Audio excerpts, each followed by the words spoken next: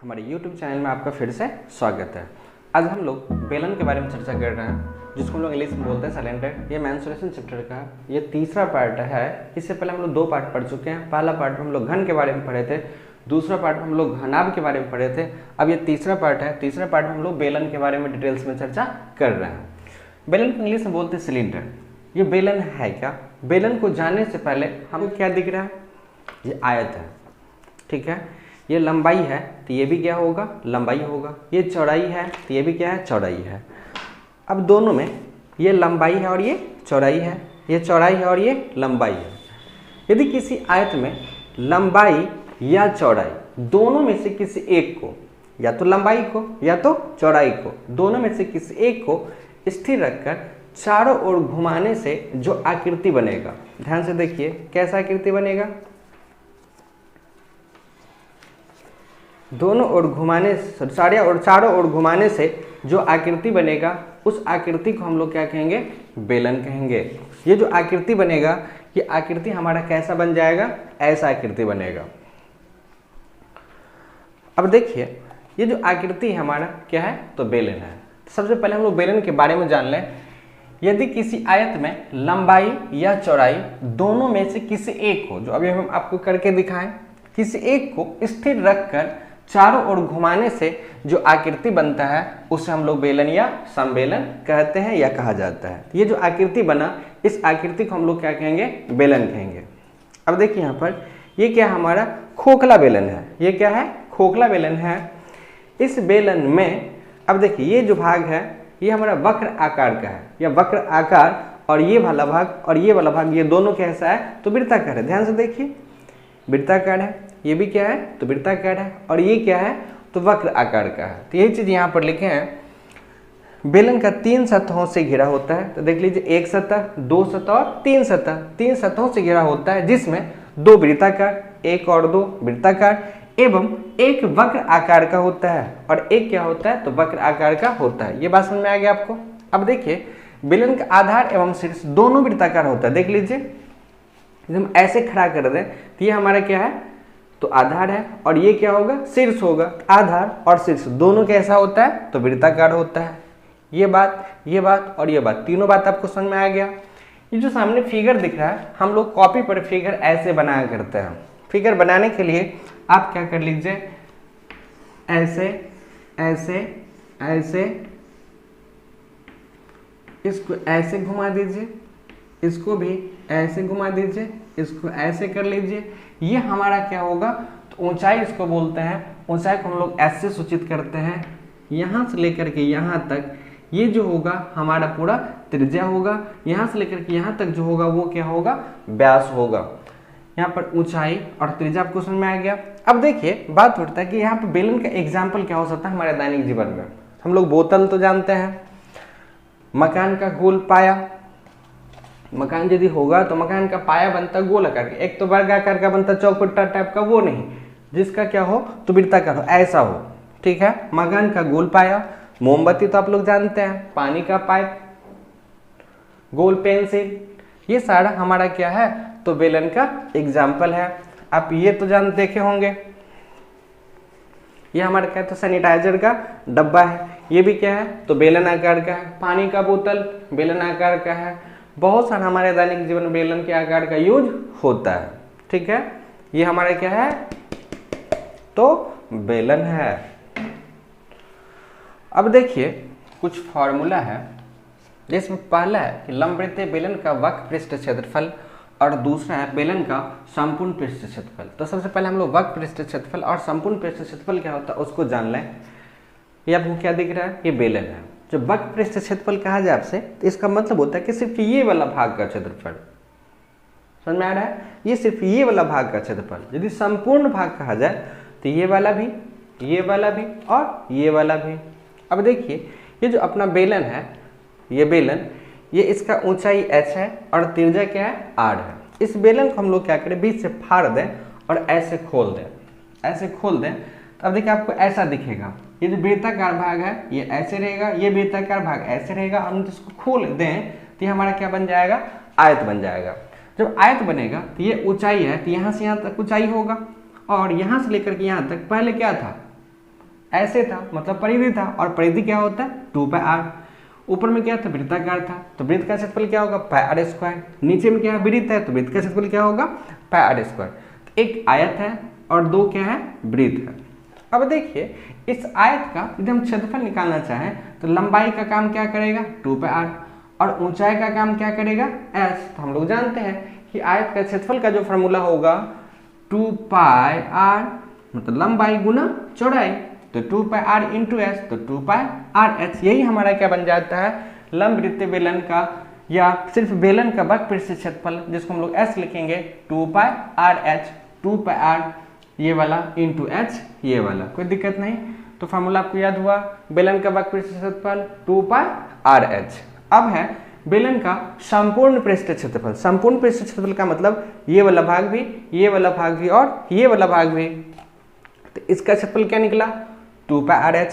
ये वृत्ताकार है तो वृत्त का क्षेत्रफल क्या होगा πr²। इसका क्या होगा πr², तो πr² plus πr², 2πr²। 2πrh में 2πr² यदि हम जोड़ दें तो क्या बन जाएगा संपूर्ण पृष्ठ क्षेत्रफल। अब इस दोनों में से 2πr यदि कॉमन ले लें तो यहाँ पे h बचेगा और प्लस में क्या बचेगा 2r बचेगा। तो यहाँ पे वक्र पृष्ठ क्षेत्रफल का फॉर्मूला बन गया 2πrh और संपूर्ण पृष्ठ क्षेत्रफल का फॉर्मूला बन गया 2πr × h + r। कोई दिक्कत नहीं। अब आगे देखिए हम लोग एक एग्जाम्पल देखते हैं। मान लेते हैं कि आपको कोई बेलन दे दे, बेलन का ऊंचाई मान लेते हैं कि 10 सेंटीमीटर दे दे और त्रिज्या, इसका त्रिज्या मान लेते हैं कि 7 सेंटीमीटर दे दे, और आपसे कहा जाए कि बेलन का वक्र पृष्ठ क्षेत्रफल और संपूर्ण पृष्ठ क्षेत्रफल क्या होगा निकालिए। पहला आपसे पूछ दे कि वक्र पृष्ठ का क्षेत्रफल क्या होगा, तो वक्र पृष्ठ का क्षेत्रफल का क्या फॉर्मूला 2πrh, 2 पाई का मान 22/7 इंटू r का मान कितना है तो 7 इंटू h का मान कितना है तो 10। क्या 7 से 7 कटेगा, यहाँ पे 22 दूना 44 पर 1 0, 440 सेंटीमीटर स्क्वायर। ये हमारा क्या होगा उस बेलन का वक्र पृष्ठ क्षेत्रफल 440 सेंटीमीटर स्क्वायर होगा। फिर इसी में देखिए यदि आपसे पूछ दे कि संपूर्ण पृष्ठ क्षेत्रफल जिसको हम लोग s माने हैं, s पूछा जाए, s का फॉर्मूला होगा 2πr × h plus r। s बराबर 2 पाई का मान 22/7 इंटू त्रिज्या, r कितना है तो 7 है और इंटू h का मान कितना है तो 10 है, प्लस r का मान भी कितना है यहाँ पर भी 7 रख ले। क्या यहाँ पे 7 से 7 कटेगा, 22 दूना 44, यहाँ पे हो जाएगा 10 और 7 17, s बराबर यहाँ पे हो जाएगा 748 सेंटीमीटर स्क्वायर। यही अपने लोगों का आंसर होगा। जब वक्र पृष्ठ क्षेत्रफल पूछा जाए तो वक्र पृष्ठ क्षेत्रफल हमारा होगा 440 सेंटीमीटर स्क्वायर, और संपूर्ण पृष्ठ क्षेत्रफल पूछा जाए तो संपूर्ण पृष्ठ क्षेत्रफल होगा 748 सेंटीमीटर स्क्वायर। कोई आपत्ति नहीं, लिखिए इसको। अब देखिए तीसरा फार्मूला बेलन का आयतन। तो बेलन का आयतन का मतलब क्या होता है, तो मतलब समझिए, ये आपको दिख रहा है अंदर जगह, जितना जगह है इसमें ये जगह हमारा क्या कहलाएगा आयतन। एक काम कर लीजिए, इसको हम नीचे से ऐसे ढक लें, इसमें हम पानी भर दें तो जितना पानी इसमें अटेगा, जितना पानी इसमें अटेगा वो उसका क्या कहलाएगा आयतन कहलाएगा। जैसे आप बोतल में पानी खरीदते हैं, बोतल किस आकार का है बेलन के आकार का, उसमें 1 लीटर पानी अटता है, 1 लीटर पानी अटता है, उसका आयतन क्या हो गया 1 लीटर। इसी प्रकार से यहाँ पर इसको हम यदि नीचे से ढक लें, हम एक और कुछ लगा दें नीचे से पेपर काट करके और इसमें पानी भर दें तो जितना पानी इसमें अटेगा वो क्या कहलाएगा उसका आयतन कहलाएगा। या ऐसे देख लीजिए, इसमें जितना जगह खाली आपको दिख रहा है पूरा, ये पूरा इसका खाली जगह क्या कहलाएगा आयतन कहलाएगा। तो यहाँ पर आयतन, बेलन का आयतन, यहाँ पर हम लोग इसको भी बोलते, भी का मतलब वॉल्यूम, इसका फार्मूला बन जाता है πr²h। ये फार्मूला बना कैसा है तो थोड़ा समझिए। यहाँ पर आपको दिख रहा है कि एक सिक्का, उस पर एक और सिक्का, उस पर एक और सिक्का, उस पर एक और सिक्का, उस पर एक और सिक्का, सिक्कों का ये क्या है तो ढेर है। यदि एक सिक्का का यदि हम क्षेत्रफल निकालें तो क्षेत्रफल क्या होगा πr², क्योंकि सिक्का है कैसा तो वृत्ताकार। दूसरे का भी πr², तीसरे का भी πr², चौथे का भी πr²। इस प्रकार से सिक्कों का क्या है तो ढेर है। उस ढेर में यदि हम उस ऊंचाई को क्या कर ले s मान ले तो पाई आर स्क्वायर को यदि हम h से गुना कर दें तो क्या पूरा भाग का निकल जाएगा आयतन? हाँ, इसी प्रकार से यहाँ पे फार्मूला बना है पाई आर स्क्वायर इंटू एच, किसका? तो बेलन के आयतन का। अब देखिए यहाँ पर हम लोग एक एग्जाम्पल देखते हैं। यदि किसी बेलन का त्रिज्या 7 सेंटीमीटर एवं ऊंचाई क्या हो 10 सेंटीमीटर हो तो बेलन का आयतन ज्ञात करिए। क्वेश्चन बोल रहा है यहाँ पे त्रिज्या कितना है? 7 सेंटीमीटर है, ऊंचाई कितना है? तो 10 सेंटीमीटर है। हमसे आयतन पूछा जा रहा है, मतलब भी पूछा जा रहा है। भी का क्या formula? Pi R square H, यहाँ पर भी बराबर पाई का मान 22/7 इंटू त्रिज्या कितना है? 7 का स्क्वायर है तो 2 बार लिख दें, इंटू ऊंचाई, ऊंचाई कितना दे रखा है? 10 दे रखा है। यहाँ पर क्या हम 7 से 7 को हटा सकते हैं। यहाँ पर भी बराबर 7 दूना 14, 7 दूना 14 15, 154 गुना कितना? तो ये वाला 10, या भी बराबर होगा 1540 सेंटीमीटर स्क्वायर। ये सॉरी स्क्वायर नहीं, क्यूब होगा। यही हमारा क्या होगा? उस बेलन का आयतन 1540 सेंटीमीटर क्यूब होगा। कब? जब उस बेलन की त्रिज्या 7 सेंटीमीटर हो और ऊंचाई क्या हो? 10 सेंटीमीटर हो, तो उसका आयतन हो जाएगा 1540 सेंटीमीटर क्यूब। इसमें कोई दिक्कत नहीं। यदि आपको त्रिज्या और ऊंचाई चेंज करते रहे, फॉर्मूला आप ये लगाइए, इस मान को चेंज करते रहिए, कैलकुलेशन करते रहिए, उससे आपको क्या होगा? अलग अलग टाइप का, जिस टाइप का क्वेश्चन पूछा जाए उसका आयतन आराम से निकलता चला जाएगा। कोई दिक्कत नहीं, आप पहले इसको लिख लीजिए। अब देखिए चौथा फॉर्मूला है कि खोखले बेलन के पदार्थ का आयतन। इसका मतलब हो गया ये बेलन है, ये बेलन है, ये तो कागज का बना हुआ है। अब मान लेते हैं कि वो बेलन जो है लोहा का बना हुआ है, या सोना का बना हुआ है, या चांदी का बना हुआ है, किसी भी धातु का बना हुआ है। तो चलिए आप कल वाला पाइप तो देखे हैं ना, मोटा होता है। ये मोटाई यदि हमको पता करना हो, इस पाइप की मोटाई यदि पता करना हो, या जिस पदार्थ का वो बना हुआ है उसका आयतन पता करना हो, वो आयतन पता करने के लिए ये फॉर्मूला लग जाएगा खोखले बेलन के पदार्थ का आयतन बराबर pi H into capital R square minus small R square, या पाई एच, इसको हम A square minus B square का फॉर्मूला लगा लें तो यहाँ पर हो जाएगा R plus R into R minus R. अब यहाँ पर जो पाइप है, पाइप जो बना हुआ है, तो यहाँ इधर भी अंदर से खाली है, बाहर से भी खाली है, तो सिर्फ ये जो पदार्थ है, इस पदार्थ का आयतन निकालने के लिए हम लोग ये फार्मूला लगा सकते हैं। तो यहाँ पे कैपिटल आर और स्मॉल आर, यहाँ पे मान लेते हैं यहाँ पर सेंटर्ड है, तो सेंटर से बाहरी त्रिज्या को हम कैपिटल आर मान लेंगे और भीतरी त्रिज्या को हम लोग क्या मान लेंगे? स्मॉल आर मान लेंगे। जैसे यहाँ पे एक एग्जाम्पल देखते हैं। मान लेते हैं कि कोई एक खोखला बेलन है जिसका बाहरी त्रिज्या मान लेते हैं कि 3 सेंटीमीटर दे दें और भीतरी त्रिज्या स्मॉल आर मान लेते हैं कि 2 सेंटीमीटर। यहाँ पर हम 4 सेंटीमीटर ले लेते हैं और इसको 3 सेंटीमीटर ले लेते हैं। ठीक है, कैपिटल आर 4 सेंटीमीटर है और यहाँ पर स्मॉल आर कितना है? 3 सेंटीमीटर। हमसे आयतन पूछा जा रहा है उस खोखले बेलन का। तो भी का फॉर्मूला होता है कि pi H into capital R plus small R into capital R minus small R. अब देखिए यहाँ पर भी बराबर पाई का मान तो 22/7 इंटू ऊंचाई कितना? हाँ, ऊंचाई भी दे देगा। ऊंचाई आपको दे दे, मान लेते हैं कि 10 सेंटीमीटर। तो यहाँ पर ऊंचाई 10 सेंटीमीटर, कैपिटल आर का मान कितना है? तो 4 है, प्लस स्मॉल आर का मान कितना? तो 3 है। यहाँ पर कैपिटल आर की जगह पर 4 और माइनस 3 हो जाएगा, या भी बराबर 22/7 गुना 10। यहाँ पे 4 और 3 कितना होगा? 7 होगा। 4 में 3 को घटा दे तो 1 हो जाएगा।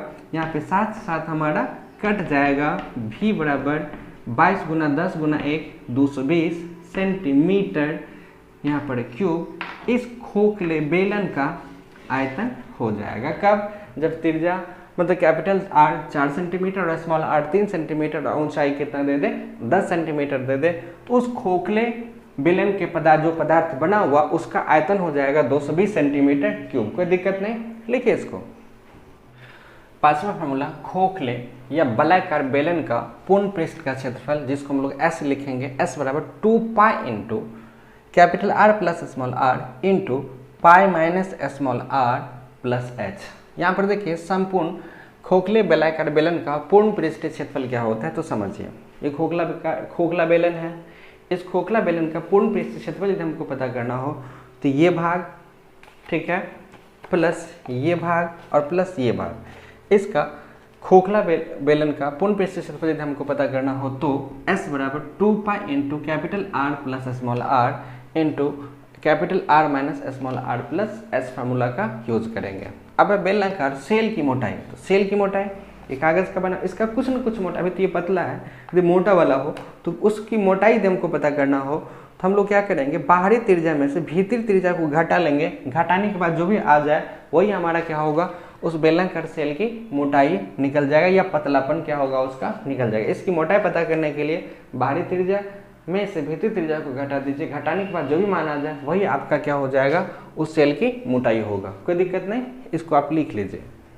अब देखिए 7वां फार्मूला है कि R त्रिज्या एवं H ऊंचाई के बेलन को पिघलाकर R1 त्रिज्या एवं H1 ऊंचाई के बनाए गए बेलनों की संख्या क्या होगा। इसकी संख्या को n मान ले तो यहाँ पे R स्क्वायर H बट्टा R1 का स्क्वायर बट्टा H1 होगा। एक चीज़ समझिए, आपको एक बड़ा बेलन दे दे, ठीक है, जिसका त्रिज्या मान लेते कि R है और इसका ऊंचाई क्या H है।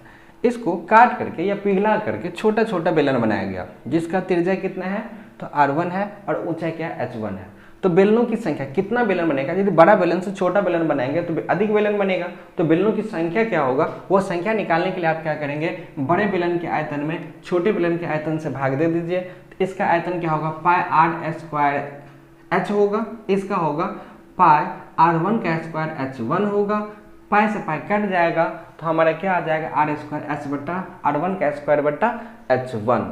तो यहाँ पर बेलन की संख्या आप इस फार्मूला से निकाल सकते हैं। यहाँ पे पाई पाई हम नहीं लिखे क्योंकि पाई से पाई कट चुका है, कोई दिक्कत नहीं। अब देखिए यहाँ पर अभी तक जो हम लोग 7 फार्मूला पढ़े हैं, या बेलन किसको बोलते हैं, बेलन का एग्जाम्पल क्या हो सकता है, बेलन का फिगर क्या हो सकता है, इसका फॉर्मूला सब क्या होता है, सारा चीज़ आपको समझ में आ गया। यदि इतना आपके दिमाग में सेट हो जाता है तो बेलन संबंधित कोई भी क्वेश्चन हो आप बहुत आसानी से बना सकते हो। यहाँ पे कॉन्सेप्ट आपका क्लियर होना चाहिए। कॉन्सेप्ट यदि आपका क्लियर होगा तो बेलन संबंधित जितना भी क्वेश्चन होगा आपसे बनेगा, चैप्टर का हो या किसी भी बुक का हो, RD शर्मा हो, KCC सिन्हा हो, भारती भवन हो, NCERT हो, कोई भी बुक हो, आपसे बेलन संबंधित जो भी क्वेश्चन होगा सारा का सारा क्वेश्चन आपसे बनेगा। तो हम लोग मिलते हैं अगले टॉपिक के साथ अगले वीडियो में, तब तक के लिए जय हिंद।